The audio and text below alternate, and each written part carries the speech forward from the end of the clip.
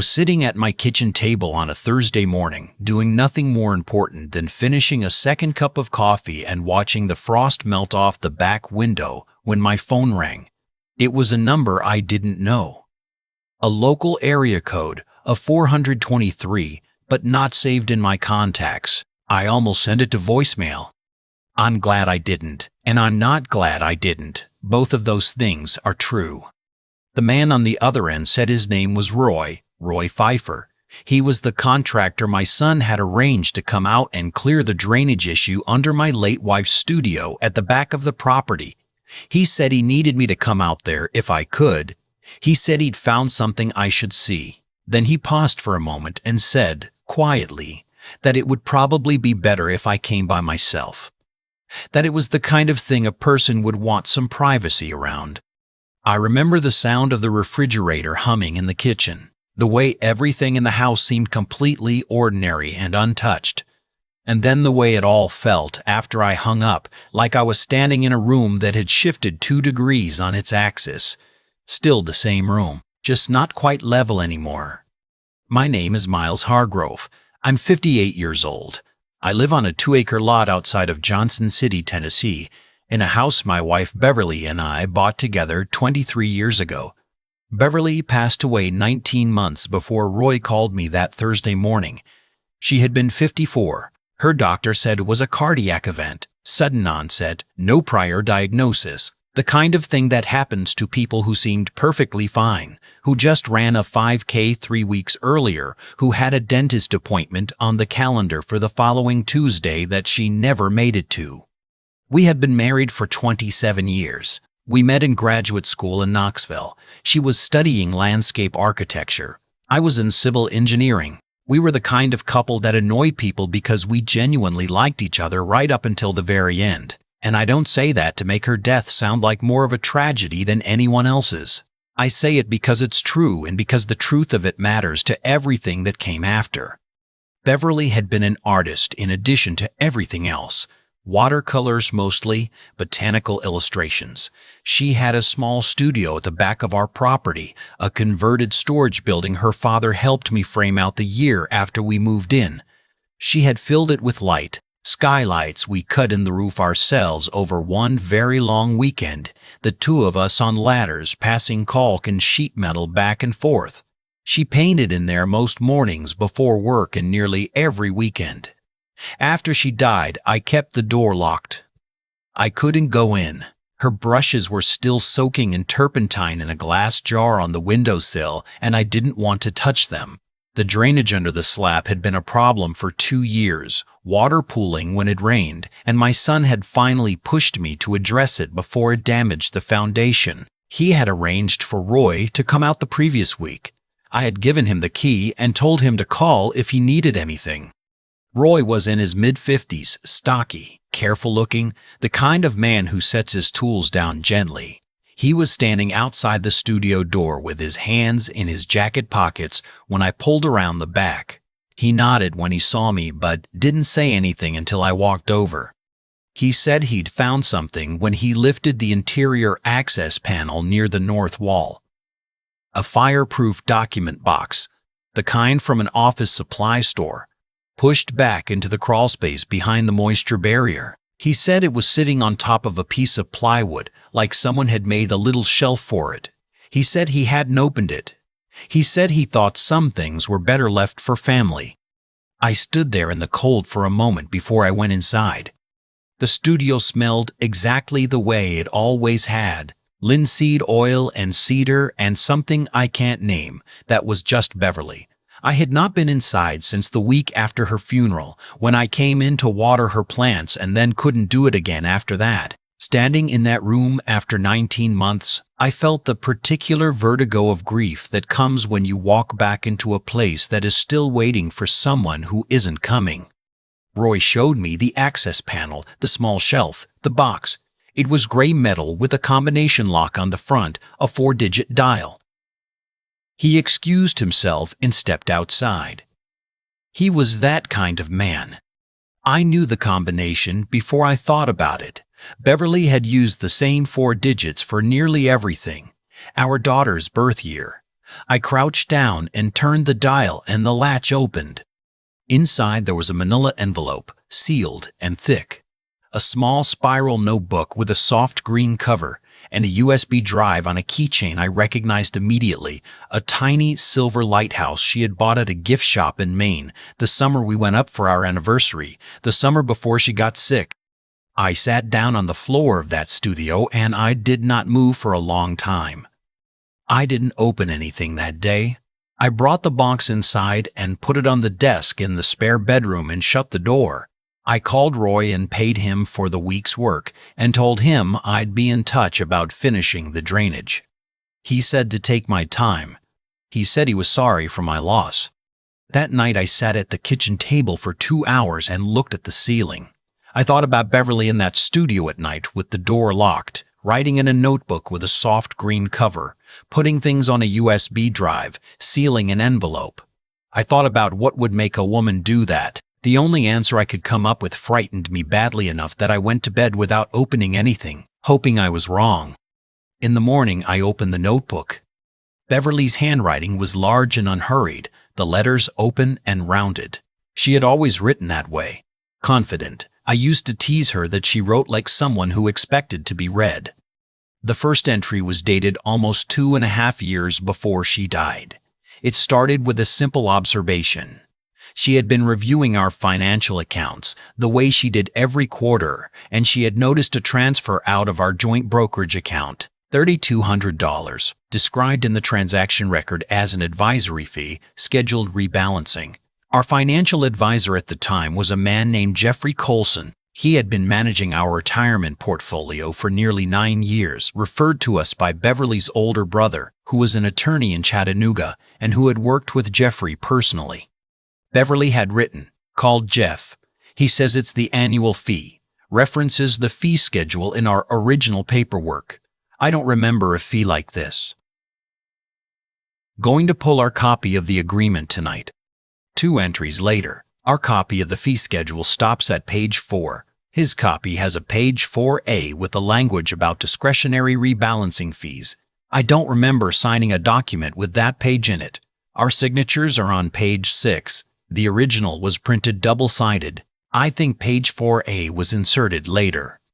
I had to set the notebook down. I went to the fireproof cabinet in the home office where we kept our financial records, organized by year, and I found our copy of the original advisory agreement in under 3 minutes. Beverly had flagged the page in pencil with a small X in the margin. She was right. Our copy went from page 4 to page 5. No 4A. The signatures were on page 6. I had signed it and never noticed. Beverly had noticed it 2.5 years before she died and started keeping records. I went back to the notebook. Over the next 1.5 years of entries, Beverly had tracked 11 additional transactions, advisory fees, rebalancing charges, a portfolio optimization assessment that had no corresponding documentation. The amounts range from a few $100s to one charge of $18,000, described only as a strategic allocation adjustment. The total, which Beverly had calculated twice in 2 different places in the notebook and underlined both times, was just under $114,000. But that was not the entry that stopped me cold. About 2/3 of the way through the notebook, the tone shifted. Beverly had started feeling tired in ways she couldn't account for. Heart palpitations in the evenings, a shortness of breath that came on without exertion, sometimes just sitting still. She had gone to her GP, who ran an EKG and some blood panels, and told her there were signs of early-stage arrhythmia. Not uncommon in women her age, the doctor said. Manageable. Beverly had started a prescription. The symptoms had not improved. Beverly had started a prescription. The symptoms had not improved. They had gotten worse. She had written in the margin, in handwriting slightly less even than her usual, the tea. When did I start drinking the tea? Look at the dates. I remembered the tea. Beverly had started drinking an herbal blend about 20 months before she died. A gift, she had told me at the time. Someone had brought it by. A beautiful tin, hand-labeled, the kind of thing you see at a farmstead market. She had loved it. She drank it every morning. She said it helped her feel calm before she started painting. 3 entries later, Beverly had written who had brought it. Jeffrey had given it to her at their November meeting that year. He had said his mother made it herself, dried herbs from her garden, that it was wonderful for heart health and sleep quality. Beverly had written, "I have been drinking this tea for 17 months. I went back and looked at the dates. I started drinking it 2 months before the first time I noticed the palpitations." And then, on the next line, in careful, deliberate letters, "I don't want to say what I think this means until I know more. I need one of the tins tested. I need to do this quietly." She had done it quietly. The last quarter of the notebook was documentation. She had contacted a private analytical lab in Nashville through a friend who worked in pharmaceutical research. She had sent a tin of the tea without identifying herself beyond a return address at a UPS store in Kingsport. The results had come back, she wrote, noting something the lab technician had flagged as unusual: plant-derived compounds that could affect cardiac rhythm in sustained doses. The technician had noted that more thorough analysis would be needed to identify the specific compounds. Beverly had written that she was trying to arrange follow-up testing. She had written that she was struggling with fatigue.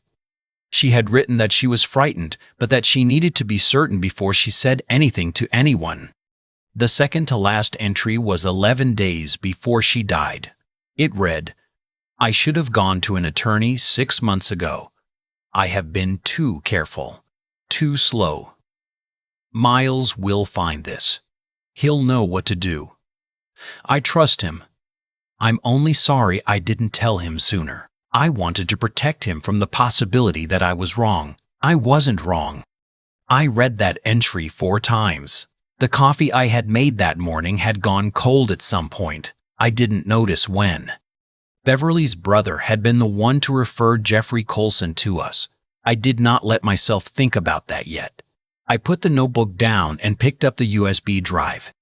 Our daughter Amber lives 40 minutes away in Elizabethton with her husband and their 2 kids. I drove out that afternoon and asked if I could use her laptop. I told her it was related to her mother's estate. She looked at me with the particular careful worry she had carried since the funeral and asked if everything was all right.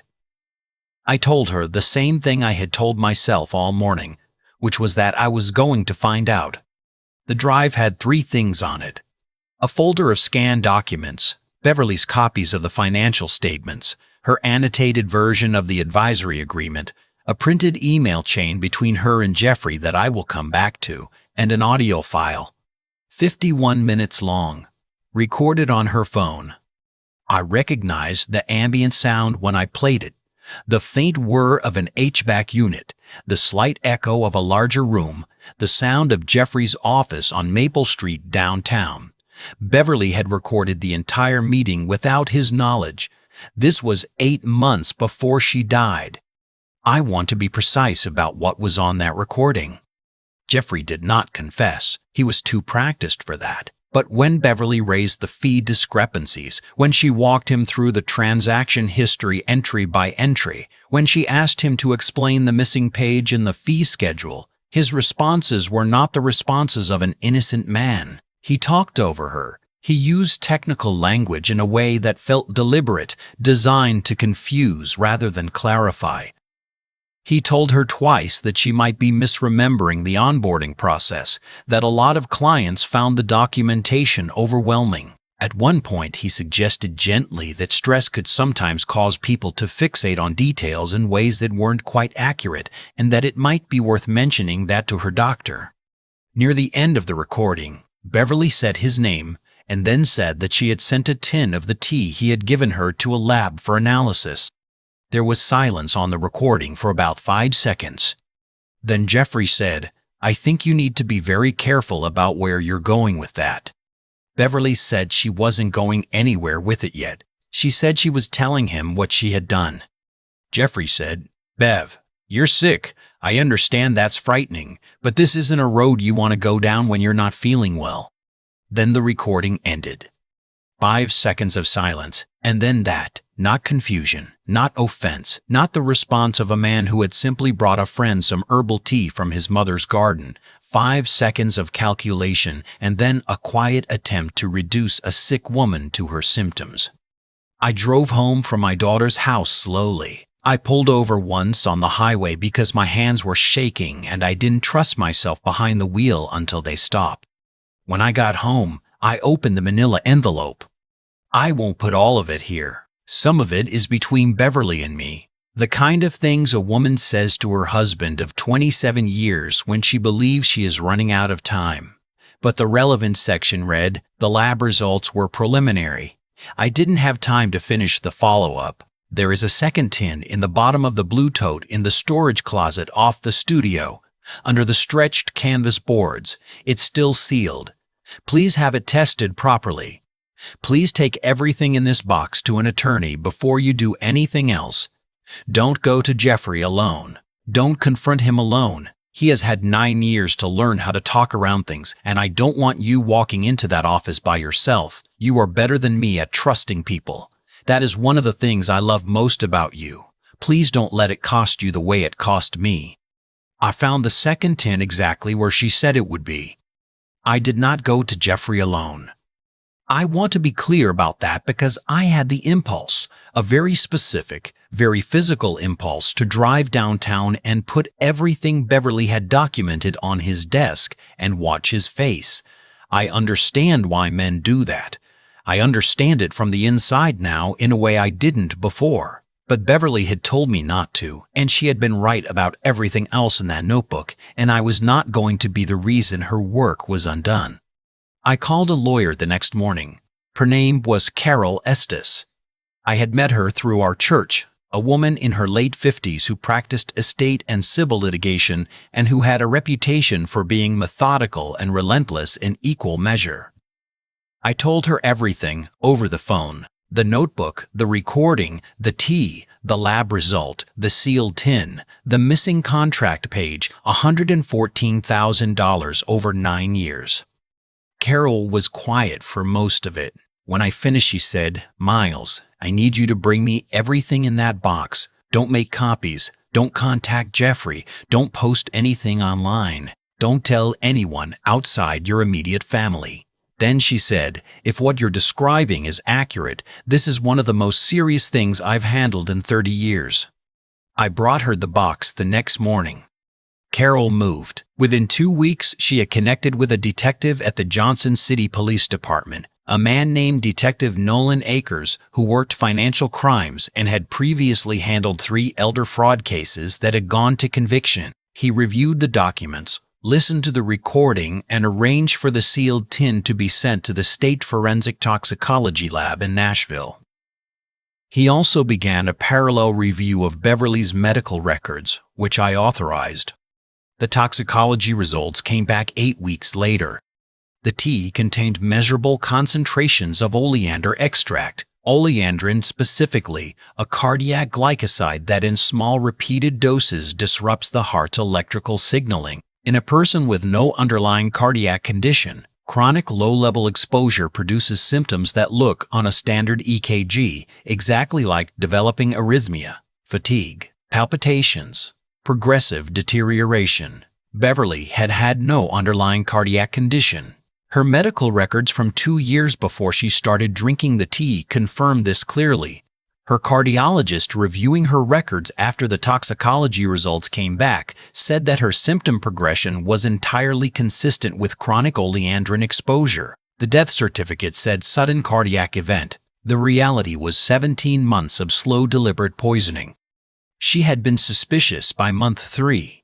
She had spent the remaining 14 months trying to build a case carefully enough that no one could dismiss it, while getting sicker, while managing our home and her studio and her relationship with me, while never once giving me any reason to think something was wrong because she was trying to protect me. Jeffrey Colson was arrested on a Tuesday morning in March. The charges were wire fraud, theft by deception over $50,000, and criminal homicide, which in Tennessee can be charged in cases of reckless or knowing conduct resulting in death, even where the mechanism is indirect. The district attorney told Carol it was a difficult case on the homicide charge, that proving deliberate intent behind the T would require the jury to accept a chain of inference rather than a direct confession.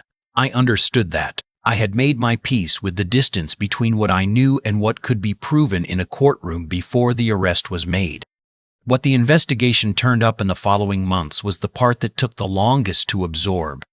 Beverly's older brother, her brother who had practiced estate law in Chattanooga for 20 years and who had sat with me at the hospital and spoken at the funeral and called me every few weeks for the first year after Beverly died to check on me, had referred Jeffrey Colson to us 9 years earlier. The investigation turned up a referral arrangement between them. Jeffrey had been paying him a percentage of advisory fees from clients he sent over. The arrangement had started 2 years before Beverly found the first discrepancy. There was no evidence that Beverly's brother had known what Jeffrey intended to do with the information he eventually gave him about our finances, about how much was in the accounts, about Beverly being the one who tracked everything carefully. There was no evidence he had known about the T or understood where it was heading. He said he hadn't known. He said it had been a referral arrangement, nothing more, that he had believed Jeffrey was a legitimate advisor. Beverly had written about him in the notebook, a single entry near the end. I think Jeffrey knew too much when he first came to us. I think someone told him. I know who that someone is. I can't prove it yet, and I can't tell Miles. He and my brother are close. It would break something I'm not sure could be healed before I have proof. I would rather be wrong and silent than right and destructive. She had been protecting me, even as she was getting sicker, even as she was running out of time. Her brother was not charged criminally. The district attorney declined to pursue charges given the absence of evidence that he had known about or participated in Beverly's death. He cooperated with the financial investigation, and the referral arrangement was disclosed to regulators. His law license was suspended pending review. I have not spoken to him since the week the investigation became public. We have not spoken in 19 months. I do not know if we will speak again. I don't say that with anger. The anger has settled into something quieter and heavier that I don't have a clean name for. What I know is that Beverly saw it clearly when she was alone and frightened and sick, and she chose to stay silent to protect me, and I have not yet decided what to do with that. Jeffrey Colson was convicted on the fraud charges. The homicide charge resulted in a hung jury on the first trial. The DA chose not to retry it after a key piece of evidence. The chain of custody for the original tin Beverly had sent to the Nashville lab years before could not be fully authenticated. The original lab had since closed. The records were incomplete. Carol explained it to me in detail. I understood it as a legal reality. I spent 3 weeks in the fall after the verdict sitting on the back porch in the evenings, not saying much to anyone. Jeffrey served 4 years on the fraud convictions. The civil suit that Carol filed separately resulted in a judgment that recovered most of the $114,000 plus damages. I put a portion of it toward a named endowment at the cardiology wing of the medical center where Beverly had been treated. It felt like the right use of it. I still live in the house outside of Johnson City. My daughter comes on Sundays sometimes with the kids, and we eat at the big table in the kitchen, and I watch my grandchildren run around the yard and think about how much Beverly would have loved watching them do exactly that. She was good with children in the specific way of people who take them seriously, who listen to what they actually say rather than just waiting for them to say something cute. I unlocked the studio last spring. I didn't go in right away. I stood outside with the key in my hand for a long time. Eventually, I went in. The brushes in the turpentine jar were ruined, of course. 20+ months. I threw them out and bought new ones, the same brand, the same sizes, the one she used to order from a supplier in Vermont. I don't know why I bought them. I don't know why I bought them. I don't paint. But they're there on the windowsill, and the studio is clean, and the skylights we cut together still let in the same quality of morning light they always did. Beverly left me 2 handwritten pages in that manila envelope. There is a passage near the end I have read many times. She wrote, "You are going to want to find someone to be angry at, and you'll have plenty of candidates. Be angry. You're allowed to be angry, but don't let it be the last thing." It wasn't the last thing for me. The last thing for me was the light coming through the studio at 7 in the morning and knowing that I built something here, with you, that was real. Don't stop building things, even bad ones, especially bad ones. I have been learning to paint. I am genuinely quite bad at it. I painted a cardinal last month that looks more like a red smudge with ambitions. My daughter hung it on her refrigerator between two of her kids' drawings, and I thought Beverly would have found that very funny. If there is anything I would want someone to take from any of this, it is not the fraud, or the arrest, or the legal outcome, or even the grief, though all of those are part of it. What I keep coming back to is Beverly in that studio late at night, with the door locked and the lights low, writing careful entries in the soft green notebook, collecting evidence she was afraid to speak out loud, building a case she hoped someone would find. Not because she was sure she was right, but because she refused to stay quiet about something that mattered just because she couldn't yet prove it completely. She was the most thorough person I have ever known. She documented everything and trusted that it would matter, and she was right that it would. She did it alone and sick and afraid, and she did it because she loved me enough to want me to know the truth even after she was gone. I think about her in that studio every day. I think about the little green notebook in the crawl space and a woman in paint-stained clothes sitting at her drafting table at midnight, writing in her clear, unhurried hand, making sure the evidence was there. She was also the bravest person I have ever known. There's a moment I keep coming back to, and it's not the arrest, and it's not the verdict, and it's not even the night I sat at the kitchen table with Beverly's notebook open in front of me and finally understood what she had been carrying alone. The moment I keep coming back to is smaller than any of those. It's Beverly at her drafting table at midnight in paint-stained clothes, writing in careful, unhurried letters, knowing she was sick, knowing she was running out of time, and choosing anyway to keep going, to keep documenting, to keep building the case even when she had every reason to stop. That kind of persistence doesn't come from nowhere. It comes from knowing what matters and refusing to let go of it even when the cost is high. Beverly knew what Jeffrey had done. She knew what it meant. And instead of collapsing into that knowledge or being paralyzed by it, she got precise. She got methodical. She documented dates and amounts, and she sent a tin of tea to a lab under a false name, and she recorded a conversation in the man's office, and she sealed an envelope and hid a drive and wrote 2 pages by hand and trusted that all of it would matter one day. That is not the behavior of someone who gave up. That is the behavior of someone who understood deeply and practically that the truth only survives if someone is willing to do the unglamorous work of preserving it. I have thought a lot about what made her capable of that. Beverly was not a suspicious person by nature. She was warm and she trusted people, and she gave the benefit of the doubt more readily than most. But she also had a quality I didn't fully appreciate until after she was gone, which was that she could look at something that troubled her and resist the temptation to explain it away. When the numbers didn't add up, she didn't talk herself out of it. When the contract page was missing, she didn't decide she must have misremembered. She sat with the discomfort of not knowing, and she followed it carefully, and she did not let anyone talk her out of what she could see with her own eyes. That kind of honest, clear-eyed thinking is rarer than it should be. It cost her effort and fear and energy she didn't have to spare. She did it anyway. And then there's the part that took me the longest to understand. She didn't tell me. For almost 2 years she carried this alone, and the reason she gave in that notebook was that she wanted to be certain before she disrupted anything I cared about. She was trying to protect me from the possibility that she was wrong, right up until the end, even when she was frightened, even when she was sick.